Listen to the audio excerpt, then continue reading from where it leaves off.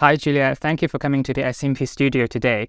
Now, before taking up the position of head of school at Invictus School Hong Kong, you served at the Ministry of Education in Singapore for 40 years, first as a teacher, then twice as a principal, and then looked after 13 schools. How have these experiences shaped your education philosophy? So my philosophy about, the students, that every one of them can succeed. They want to succeed. All we need to do is to be able to facilitate the learning, right? Nurture them, anchor them in good values. And once they feel that they are achieving, all right, they will be motivated and driven. Your motto, as I know, is to nurture people, not just students, but also teachers and stakeholders of the school. That's right. Why is cultivating that learning community important for you? It takes a village to raise a child, right? So the nurturing of the child is not only the responsibility of the school. If the parents and the school can work in alignment, the child will not be confused, right? Because the messaging is very consistent. Teacher development is very key to me, okay? If we nurture teachers, we develop them, hone their craft, and, they find that they are very effective in the classroom, they will be very motivated. Earlier in our conversation, we talked about your education philosophy. How do the curriculum and activities at Invictus School tie in with that philosophy you talked about?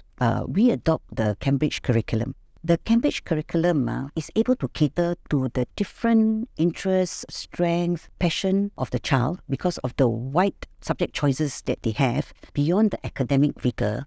We want to imbue in our students the social-emotional competencies such as relationship building, social awareness, self-management. The best platform to nurture this is actually via the ECAs.